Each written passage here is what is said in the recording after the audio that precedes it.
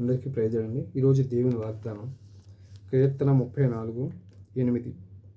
యెహోవా ఉత్తముడని రుచి చూసి తెలుసుకొనుడి, ఆయనను ఆశ్రయించు నరుడు ధన్యుడు. ఫ్రెండ్స్, మన శక్తివంతమైన విశ్వాసం రక్త హస్తాలతో మనం దేవుడి వైపు చూడగలగాలి.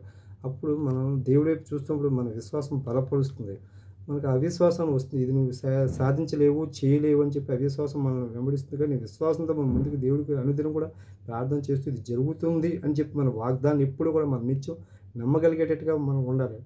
ఎందుకంటే మనం సాధించలేని తాళాలు వేసిన వాటికి ప్రతి అంశానికి కూడా ఒక తాళం చేయి ఉంటుంది. అది మన పరమ తండ్రి అయిన మన యేసుప్రభు వారి దగ్గర ప్రతి దానికి కూడా తాళం చేయి ఉంటుంది. ఏది అసాధ్యమైనది కాదు. ఈ ప్రపంచంలో ఎంతోమంది సాధ్యపరిచారు. మన ముందు ఎంతోమంది సాధ్యపరిచిన వాళ్ళు చూస్తూ మన జీవితంలో ధైర్యంగా ముందుకు వెళ్తూ ఉన్నారు. ఒక భక్తుడు ఇలా చెప్తున్నాడు. ఇంగ్లాండ్ దేశంలో ఉన్న ఒక భక్తుడు, జాన్సన్ అనే వ్యక్తుడు, ఈ ప్రపంచంలో చాలా వనరులు ఉన్నాయి, ఉపయోగించుకోలేని వనరు ఒకటి ఉంది. అది ఏంటంటే విశ్వాసం అనే వనరు అని చెప్పి ఆయన చెప్తూ ఉంటాడు. అయితే ఆ వనరును కూడా మనం ఉపయోగించుకోలేదు. కానీ మన ముందున్న వనరును కూడా ఉపయోగించుకునేది ఏంటంటే ప్రార్థన అనే వనరు అనునిత్యం మన ముందు ఉంటుంది. కానీ మనం దాన్ని ఉపయోగించుకోలేకపోతూ ఉంటాం.